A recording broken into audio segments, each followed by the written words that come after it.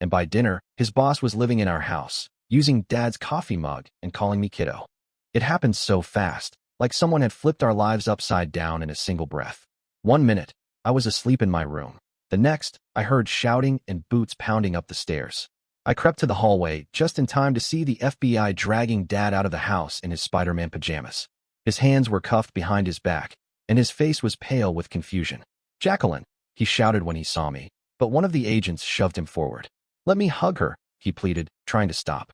"Keep moving, sir," the agent said coldly, like Dad wasn't even human. "I'm innocent," Dad shouted again, and that was the last I heard before the door slammed behind them. Downstairs, Mom had collapsed on the lawn, sobbing uncontrollably. She kept screaming his name, pounding her fists against the ground like it might change something. Even at 14, I knew something was wrong. The way they refused to let him say goodbye. The way no one would look at him. Like they already knew he was guilty. But he wasn't. He couldn't be. Within 48 hours, Raymond showed up. Mom's boss from the accounting firm where Dad had worked for 15 years. He rang the doorbell holding 2 grocery bags and wearing this tight-lipped, concerned expression, like he'd practiced it in the mirror. "Maya," he said gently, stepping inside before she even invited him. "You can't go through this alone." Mom looked dazed. Her eyes were hollow, and she didn't say a word as he walked in, already heading toward the kitchen like he knew the layout. Maybe he did. Maybe he'd been here before. I didn't know then. I just stood at the top of the stairs, gripping the banisters so tightly. When Raymond announced that he'd be staying in our guest room, Mom didn't argue. She just nodded, her arms wrapped around herself like she was trying to hold everything in. He already had 3 suitcases in the trunk of his car, like he'd been planning this moment for weeks. That first night, I sat across from him at dinner. Raymond in Dad's chair. Raymond using Dad's coffee mug. The one with the chip on the handle and the faded words that said, "World's okayest accountant." He smiled across the table at me. "Want me to cut that up for you, kiddo?" he asked, reaching for my plate. I pulled it away before he could touch it. "I'm not 5. He chuckled like I was being cute, not furious. "Suit yourself." And then he said it again, "Kiddo." Dad never called me that. Never. It made my skin crawl every time Raymond said it, like he was trying to wear my dad's skin, one word at a time. But for months, I played along. What else could I do? Mom said we needed to be grateful. That Raymond was helping us. That we were lucky to have him. So I helped Raymond box up Dad's things.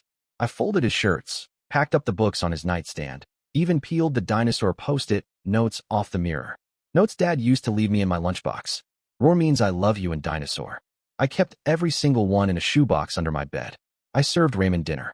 I said thank you when he brought home takeout. I sat in the passenger seat of his car while he cheered for me at my soccer games. Raymond stood where Dad used to stand at my soccer games, right on the sidelines near the benches, but he was always glued to his phone. He'd look up just long enough to fake a smile or give a slow clap. Then his head would drop back down, thumbs flying across the screen. It was like he wanted points for showing up, even if he didn't care. He never remembered whether I played offense or defense. One game, he yelled, "Get the ball, Jacqueline," when I wasn't even on the field. When I got my period for the first time, I was alone in the school bathroom with toilet paper wadded in my underwear. I texted Mom for help, but she didn't answer. She was at another lawyer meeting, with Raymond, of course. When the nightmares started, images of Dad crying in some tiny, filthy prison cell, I'd wake up drenched in sweat, gasping. I told Mom once, but she barely looked up from her laptop. Raymond's idea of comfort? He handed me a brand new laptop the next day like that would fix everything. "Thought you could use something better for school," he said casually, sliding the box across the table like he was doing me a favor. I wrote Dad letters in secret. Long ones. Pages and pages. I'd tuck them between my textbooks in my closet, too afraid to mail them. At night, I still set his place at the dinner table. Fork, knife, napkin, just like he used to have it. When Raymond worked late, I'd sneak into Dad's old college hoodie, the navy blue one with the faded school crest. It swallowed me whole, sleeves hanging past my hands, but it felt like armor. Mom said it was morbid. "You can't keep doing this, Jacqueline," she muttered once when she saw me wearing it. "It's not healthy." But sometimes, if I buried my face in the collar, I could still smell him. His cologne. A trace of home. Then came Dad's birthday, his first in prison. I saved my allowance for 3 months. I filled out all the visitation forms myself, printed them out, even highlighted the bus routes in yellow. I had it all ready. "Mom," I said one night in the kitchen, trying to sound casual even though my hands were shaking, "can we go visit Dad this weekend? It's his birthday." Before she could even respond, Raymond spoke from across the room. He didn't even look up from his tablet. "That weekend won't work," he said. "I've got the Henderson client dinner. I need my family there." It's important for my promotion. I looked to Mom, waiting, hoping, but she just nodded. Raymond's right, honey. That promotion means college tuition. Your father would understand. My stomach turned. He wouldn't understand. I snapped. He's innocent. That did it. Raymond slammed his hand on the counter and glared at me. Innocent men don't have offshore accounts in the Caymans, he said. Stop living in fantasy land. That night, Mom took the envelope with my saved-up bus money. She said it was for my own good. You'll thank me someday, she said, not meeting my eyes. I heard her crying later in her bedroom. I waited. I thought maybe she'd come in and hand me the money back, or at least say sorry. But she didn't. So I grabbed my backpack, filled it with the basics, and tried to hitchhike.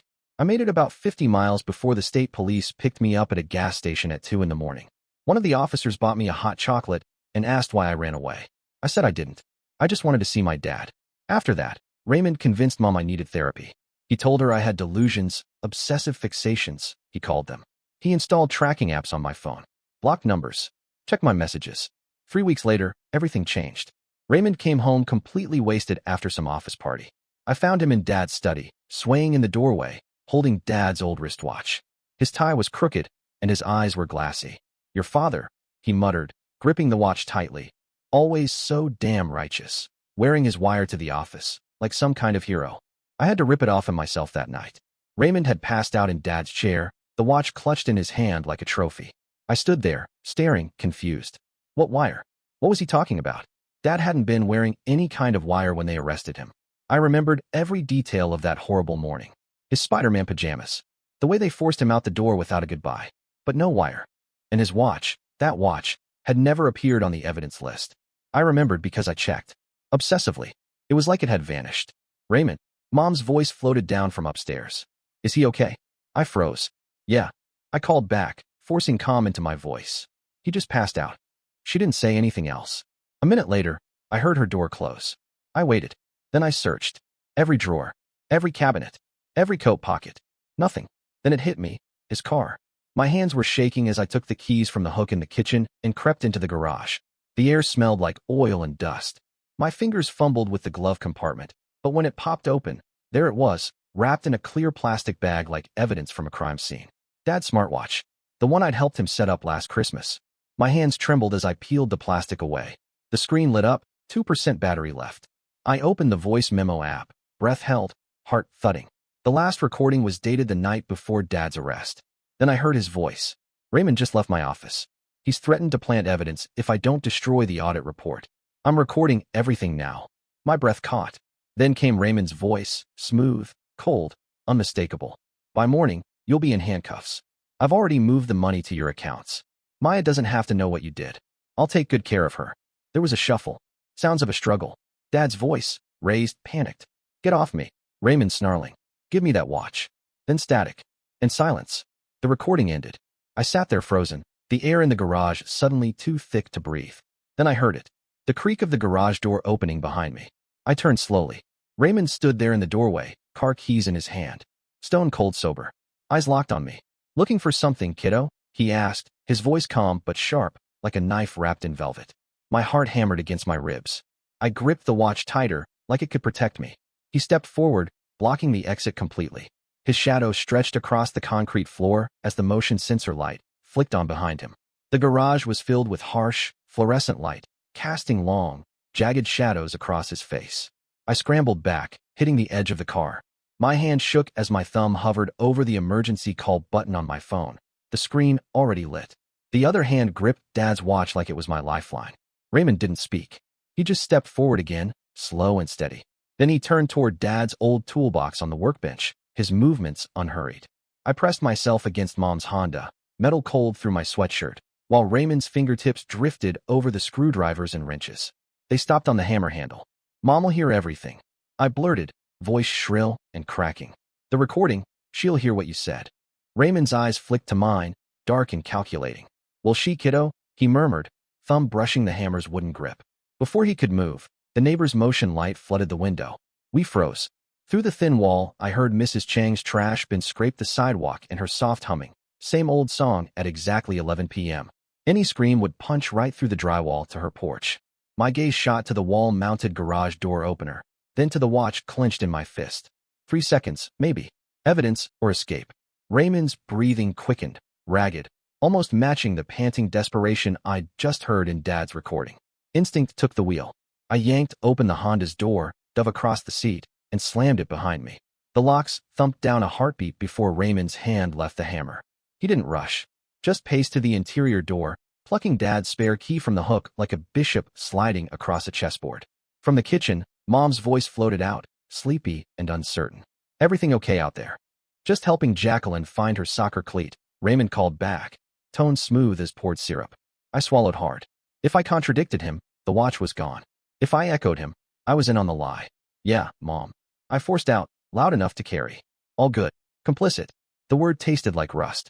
Raymond stepped to the driver's side window. Even through the glass, I saw his hand tremble as he tried the handle, cool charisma cracking at the edges.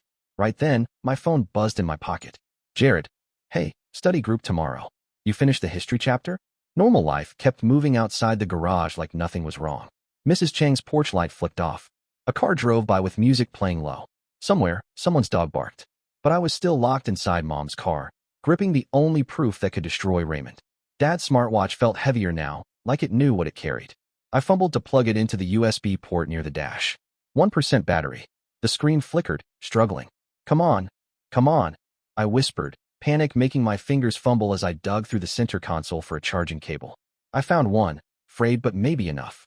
I jammed it in and hit the power button again. The watch blinked. Then black. No, please. A second later, the screen lit up again. Still alive. Then my elbow slammed into the steering wheel. Hunk. The sound ripped through the garage, sharp and violent. Within seconds, the door to the kitchen flew open. Mom stood there in her bathrobe, waist hastily tied, blinking into the light like she'd just stepped into someone else's life. "Jacqueline," she asked. "What's going on?" She looked at me, then at Raymond, who was just standing there, too still, too calm. That's when his phone buzzed in his hand. He glanced down at it, and something in his face shifted, like a mask slipping just an inch. Mom started talking, something about the custody evaluation tomorrow. "We need those forms signed, Raymond," she said, moving closer to him. "They said we need them to prove a stable home. For family court." I could barely hear her. My chest tightened, breath catching like it always did when panic came fast and hard. The same crushing weight I'd felt when Grandpa died 2 years ago. Mom saw it immediately, she always did. Her eyes softened. "Oh, honey," she said, starting toward the car. But Raymond's phone lit up again. He typed quickly, then held it up to the window. A screenshot. Dad's work credit card statement. Restaurants, client dinners. All legit. But the amounts, so big. I knew exactly what Raymond was thinking. He could twist those numbers, make them look like fraud. I tried to transfer the recording from the watch to my phone, but an alert popped up. Blocked by parental controls. Of course. He had set those weeks ago. Somewhere, his phone must have buzzed again. A silent notification. He knew. He knew I was trying to save it. My own phone lit up with a new text. From Raymond. A screenshot of our family Spotify account. Dad's playlists. Jazz. Oldies. Movie scores. All the music he'd played on road trips and Saturday mornings. Raymond's message underneath. 24 hours until deletion.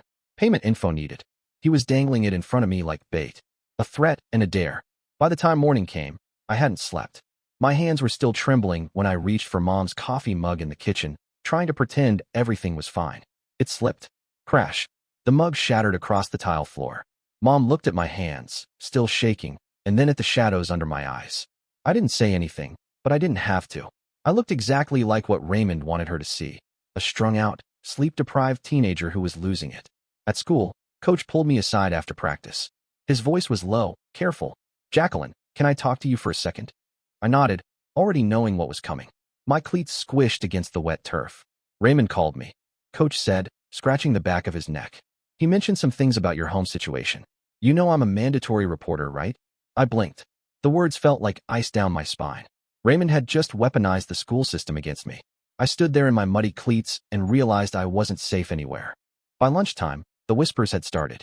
I heard my name trail off when I passed a table. Girls got quiet mid-sentence. 3 teammates came up to me. "Hey," one of them said, not making eye contact. My mom said I can't sleep over at your place anymore. She said it's not stable over there." "Yeah, sorry," another added quickly, as if being near me might make her unstable too. That unstable house. That was the phrase. Probably Raymond's exact words. I didn't eat inside. Couldn't. I took my tray out to the dumpsters near the loading dock, Found a spot on the concrete away from the back stairwell where nobody would see me. Raymond's voice from that morning echoed in my head. Something about offshore accounts. He'd thrown it out like a threat. But suddenly it clicked. Wait. Those accounts matched the legal overseas client payment fund Dad had opened years ago with Raymond's help. When the firm landed that big international contract, they both did the paperwork. Raymond had been there for everything. After school, Jared found me near the bike racks. His hands were in his hoodie pocket, face pinched with guilt. "Hey," he said, shifting from foot to foot. "So, my mom works at Raymond's firm. She needs him to write her a recommendation letter for my college apps." I just stared at him. He didn't have to finish. "You don't have to say anything," he added quickly. "It's just, can you maybe not, he trailed off, embarrassed. "Don't drag us into this." That was the real message. That night, my phone buzzed. A cloud backup notification. I stared at it. I'd forgotten all about the autosync feature I'd set up on Dad's watch. I opened the app, fingers trembling. The last voice memo, it was there. The recording. The backup had worked. Just a small smile crept onto my lips. Relief. That tiny lift at the corners of my mouth. I didn't even realize I was doing it until I glanced up and saw the guidance counselor staring at me through the library window. She wrote something in her notebook. Later, I'd find out what it said. Inappropriate emotional response to father's imprisonment. My phone buzzed again. A message from Raymond. Just 2 words. 2 words that made my blood run cold. He knew this would end with one of us destroyed. The question was, which one? The next week blurred together like watercolors in the rain. Raymond started showing up at my parent-teacher conferences. Alone. He sat in the front row of Ms. Martinez's classroom like he belonged there.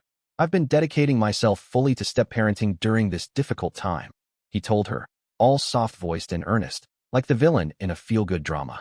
Ms. Martinez, who used to smile every time she saw me in the hallway, practically gushed.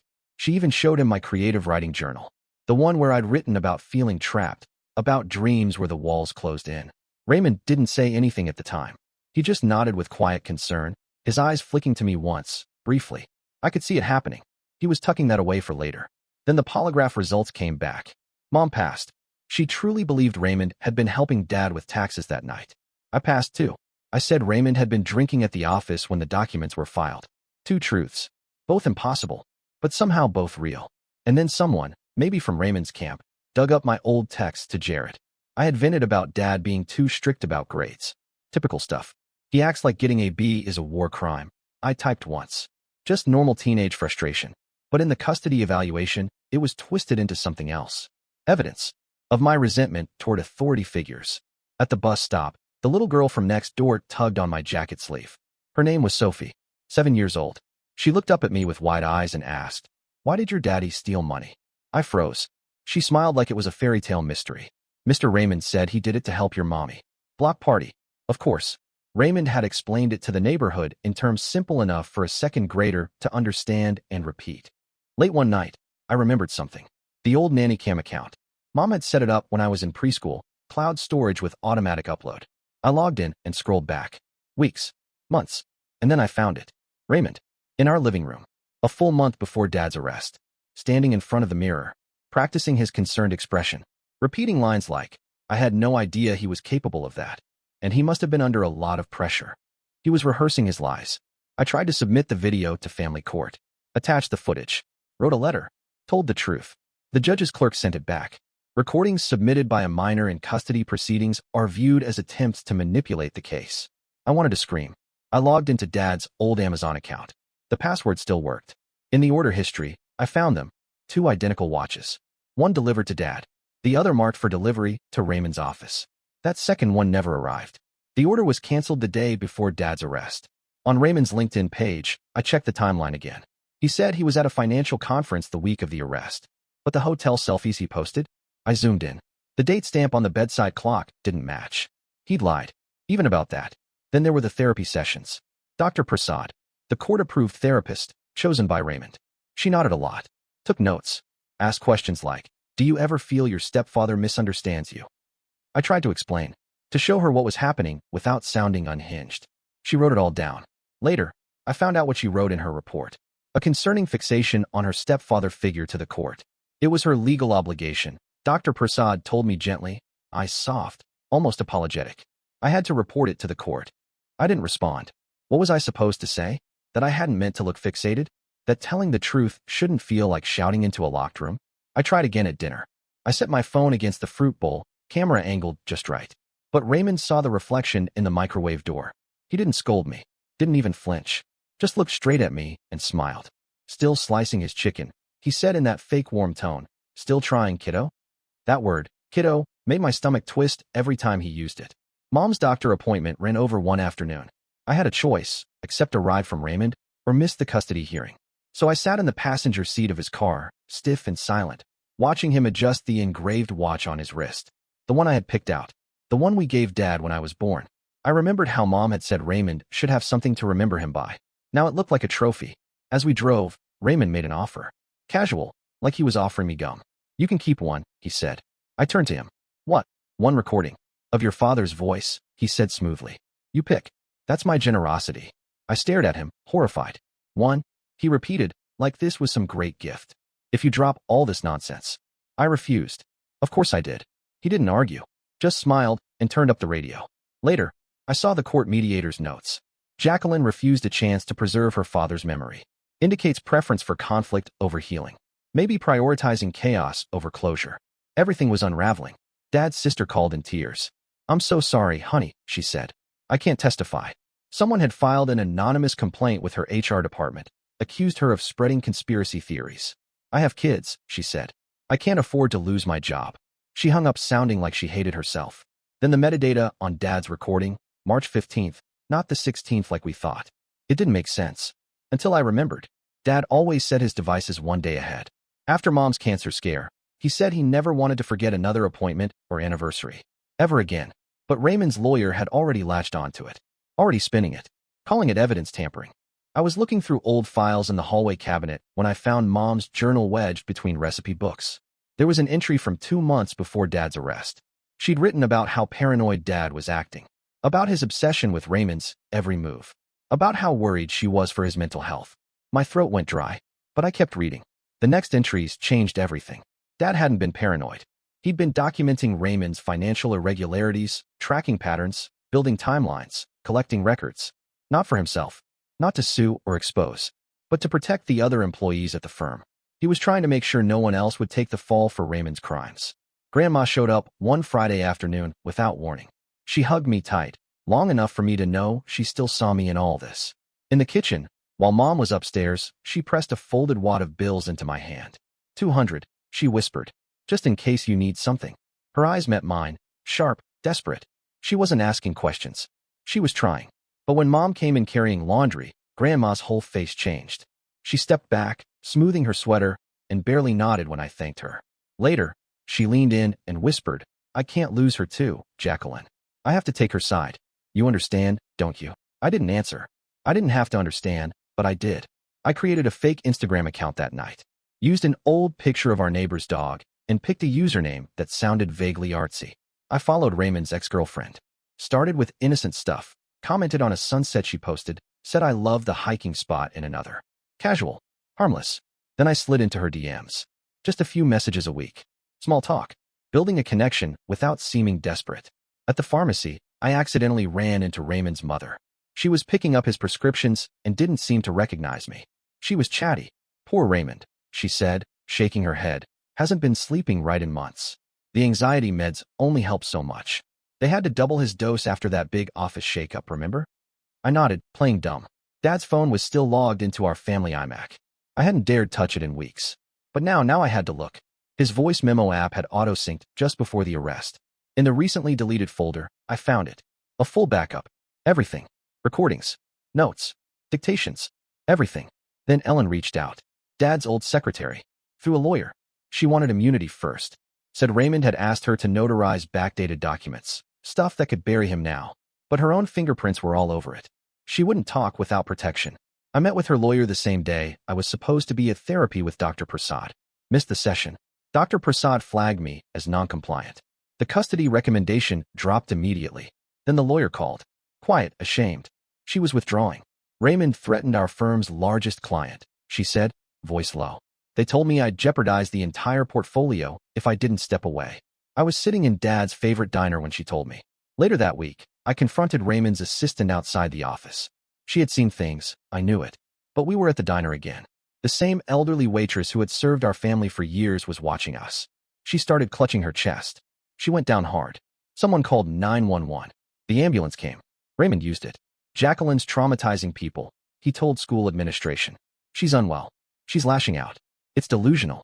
They believed him. The school suspended me. Said my emotional state was disruptive to the learning environment. They assigned a homeschool tutor. Raymond's neighbor. Of course he recommended her. Then he claimed my room needed a mold inspection. I was moved to the basement couch for my safety. He installed air quality monitors. Little black pods with blinking red lights. They blinked all night. They weren't just sensors. They were recording everything. I couldn't sleep. I started crying in the laundry room at night, hoping the machines didn't reach that far. One night, Mom found me there, sitting between piles of unfolded towels, shoulders shaking. She knelt beside me, took my hands. Her eyes were red. "Jacqueline," she whispered, "you have to stop." She was pleading. "You have to let your father face his consequences in peace." Her voice cracked. "I can't lose both of you," she said. "You're killing me with this stress." Her hands trembled as she folded Raymond's shirts. My investigation into the firm's books triggered something I hadn't intended, an audit of Jared's mom's department. He texted me late that night. Just a photo. His mother, hunched over their kitchen table, face in her hands, crying. "Because of me," Jared wrote. His next message came a few minutes later. "They're talking about splitting up. The stress is too much. Legal bills, audit fees. I might lose the house." I stared at the screen for a long time. My thumb hovered over the reply box. But I didn't type anything. Because I wasn't going to stop. Even if Jared never spoke to me again. Even if he hated me forever. The truth mattered more than friendship. It had to. During a mandatory counseling session, the school counselor leaned in, her tone carefully neutral but deliberate. "What if your dad really did take the money?" The question sat there like smoke, light, but choking. I couldn't answer. Not right away. For the first time, a crack appeared in my certainty. Doubt slipped in like cold air through a door left ajar. That night, I told Mom the truth. I thought about recording Raymond without him knowing. I said, voice low. I almost did it. She was folding towels again, slowly, like each one weighed 100 pounds. But I didn't. I added. I thought it was wrong. I stopped myself. She looked at me. That look, half pity, half something I couldn't name. Not disappointment, not exactly. Something softer. Sadder. "Sweetheart," she said gently, "you're too young to be carrying all this." But she didn't deny it. Didn't argue Raymond's innocence. Later that week, I played the watch recording again. Not the end, the beginning. I let Dad's voice fill the room. In one part, he said my name. Then a pause. Then his voice, thick with guilt. "She's been quieter. I thought it was just school. But I should have seen it. I should have asked." He knew. He knew I was being bullied, but he was too consumed with his investigation to step in. That broke me more than I expected. Then Raymond's lawyer filed an emergency motion. Claimed my mental state was too unstable for the original timeline. The hearing needed to be moved up. My lawyer? In Bermuda. Some pre-planned sabbatical. Totally unreachable. In court, I sat across from Raymond, ready to testify. I expected his usual smugness, the calm arrogance I'd come to hate. But there was something different this time. He looked at me, not with mockery, not even calculation. He looked hopeful, and that rattled me, because suddenly I saw it. He really wanted to be my father figure. In his mind, this entire warped mess had been some twisted path to a family. To replacing a man who'd missed dinners, skipped soccer games, and stayed too late at the office. Raymond had stepped in, not just to steal, but to be better. And when Dad rejected him, when he refused the mentorship, that's when the anger started. This had never been about money. It was about ego, about identity. And Dad threatened his carefully constructed image as the savior, the fixer, the man who stepped up when the other man fell. I had no choice now. I submitted the notes Dad had compiled, the ones he kept hidden, printed, coded, annotated. His observations of Raymond's Tinder activity, how he wasn't just swiping. He was studying. He had mapped out patterns, wives of employees, their birthdays, their favorite music, the wines they mentioned at company parties. And then Mom. He'd researched her college years, her sorority, her dorm building, her senior trip to Napa. It was all there. His entire approach to Mom. Planned like a marketing campaign. To match Raymond's tactics, I had to become calculating, too. No more wide-eyed idealism. No more assuming the truth would speak for itself. It wouldn't. I had to speak for it. So I went to visit his mother at the assisted living facility. I signed in under a fake name. Sat with her through bingo. Let her ramble about her glory days in theater club. Laughed at the same stories, again and again. And finally, while sipping orange juice and rearranging her bingo chips, she let it slip. "Raymond always was too proud to ask for help," she said, shaking her head. Had to borrow from my retirement account last year. Still hasn't paid it back. Said it was a temporary fix. I nodded and offered a sympathetic hum. She thought we were just having a nice chat. But it made sense now, why he was so desperate. Why he needed to wear my dad's life like a costume. The next day, I finally caught him in a lie. Something small. A client meeting he said was on a Friday, but the time-stamped Zoom invite said Thursday. I brought it up at dinner. Didn't you say the meeting with Alta Vista was Friday? I asked tone light. Raymond blinked. Yeah, Friday. I turned my phone so he could see the calendar invite on the screen. Pretty sure it was Thursday, I said. He stared at it too long, then gave a little laugh. Huh, must have been wrong. So much on my plate lately, you know. But I watched his fingers tense around his fork. He knew I'd caught him, and I'd let him know I knew. It should have felt like a win. Instead, I followed him hours later to the cemetery and watched from behind a tree as he collapsed at Dad's grave. He sobbed. So did I. Two people crying over the same headstone. One who destroyed everything, and one who was left to piece it all back together. His counterclaim gained traction quickly after that. In court, his lawyer painted me as a liability. Unstable, delusional, a danger to the household. The judge didn't argue, just wrote notes with a slow, heavy hand and said we'd need to hear from my mother next. Mom's testimony would decide everything. That night, Raymond's mother texted me. He drained my savings, too. But your crusade is hurting innocent people. Families depend on those jobs. I stared at the screen for a long time. It was a crusade, but I wasn't the one who made it necessary. Dad's old co-workers started reaching out in private. Some said they'd always suspected Raymond, but had families to feed. Others flat out denied it, defended Raymond. Said Dad had always been too intense. Nobody wanted to be next on Raymond's list. At the next hearing, the judge explained the burden of proof. Clear and convincing evidence, he said. Not speculation. Not assumptions. Not feelings. The recording wasn't enough. Could be fabricated. Could be out of context. I needed something else. Something to back it up. So I called Mr. Chong, Dad's oldest client. The one who still sent us holiday cards even after the arrest. He hesitated, but finally agreed. Just one look at the books. Just once. He called back the next day. There's a partial audit trail, he said. Buried, but there. Your father was onto something. Will you testify? I asked. He hesitated. I can't. My visa status, it's too risky. I didn't press. I thanked him. We hung up. But it gave me something. It also gave me the final puzzle piece. The trail explained why Dad never went public. Never shouted from the rooftops. Raymond had been recording Mom's therapy sessions. Back when she thought he was a friend. Before he became whatever this was. She'd talked to him about her breakdown after her father died. Her lowest moments. He used that to keep Dad quiet. Because if those recordings got out, Mom could be declared an unfit mother. Dad chose her safety over clearing his own name. And then, one night, while going through the Bluetooth logs in Dad's old car, I found it. Raymond's phone had connected to the system the night before the arrest. There was a recording of a call to Mom. Raymond had been planning his next moves while sitting in Dad's driver's seat. That's what the Bluetooth logs confirmed. He'd sat there like it belonged to him, adjusted the seat, connected his phone, called Mom. All of it logged, all of it there. He was setting the scene before it even happened. The evidence existed because Dad spent his last free days protecting us, installing security systems, upgrading the cameras, double encrypting his work laptop, all while pretending to still believe Raymond was just a coworker, just a family friend. He knew what was coming, and he didn't run. Instead of clinging to his time with us, Dad chose justice. He stayed. He let himself be arrested, humiliated, all to shield Mom from what Raymond had on her. I hated him for that, once. For leaving me. For choosing a fight over his family. Now I understood. He wasn't choosing against us. He was choosing for us. The hard way. The right way. In court, I laid it all out. Everything.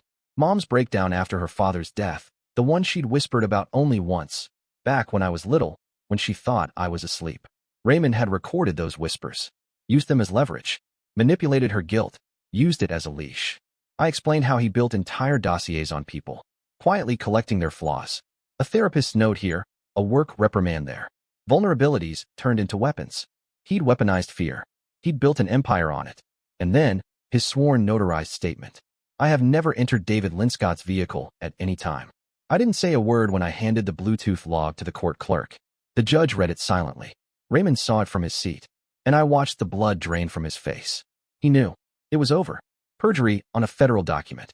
There was no walking that back. I presented each file, each timeline, each piece of corroborating evidence with a numb steadiness. There was no victory, no flash of triumph, just exhaustion, a quiet kind. Mom didn't cry. She just stared at the floor as it all unraveled.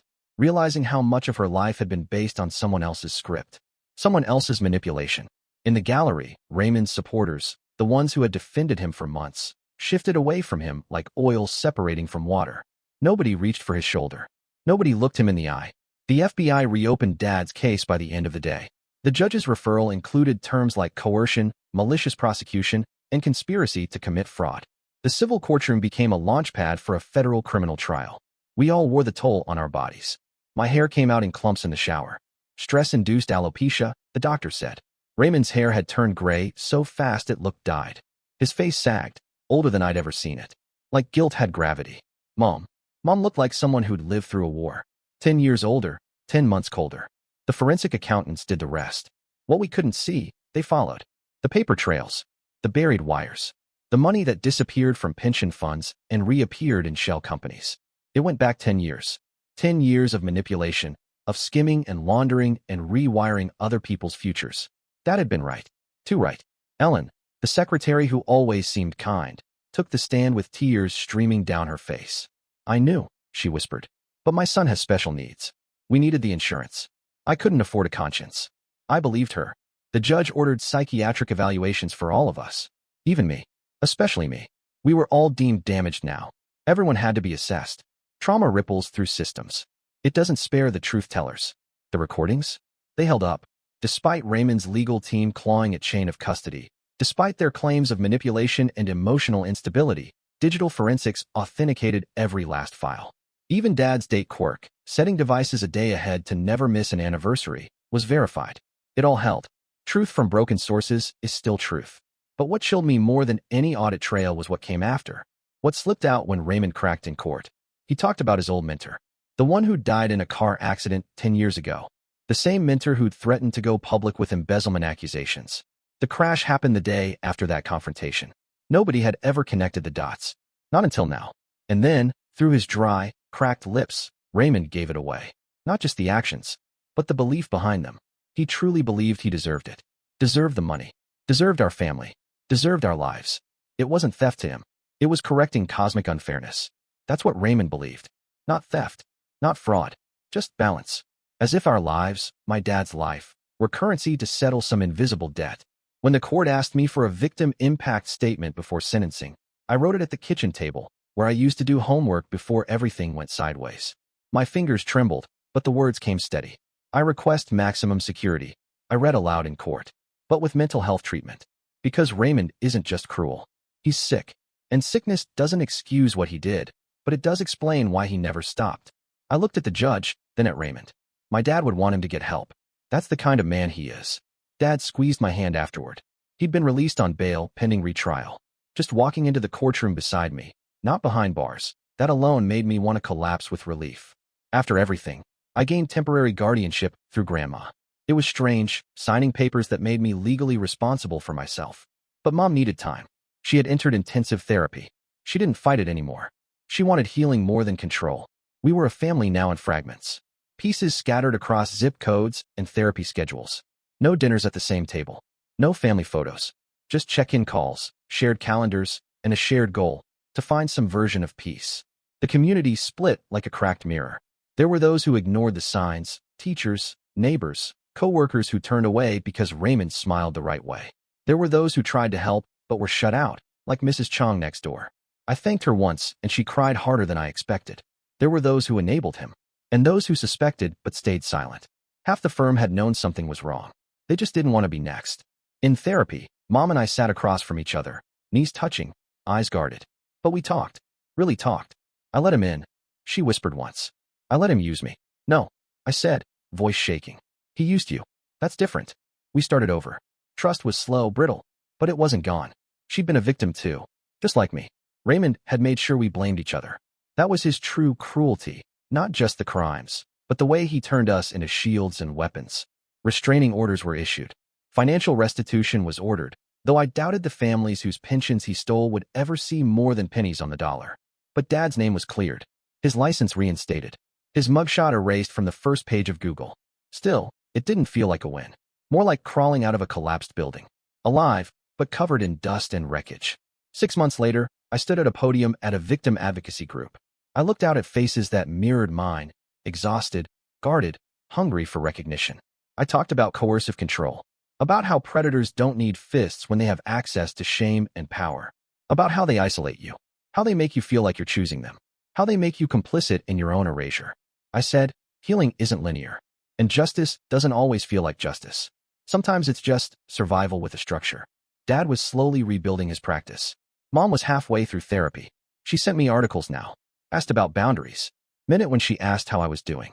Raymond was serving 25 to life with mandatory psychiatric treatment. We weren't together, but we were healing, not just surviving, intentionally healing. Because justice wasn't revenge. It was about preventing the next predator from breaking another family, from stealing what we had to stitch back together. We carried both trauma and hope like twin scars, walking toward a life that Raymond had tried to steal. Dear listeners, please share your thoughts in the comments section below and don't forget to like, share, and subscribe.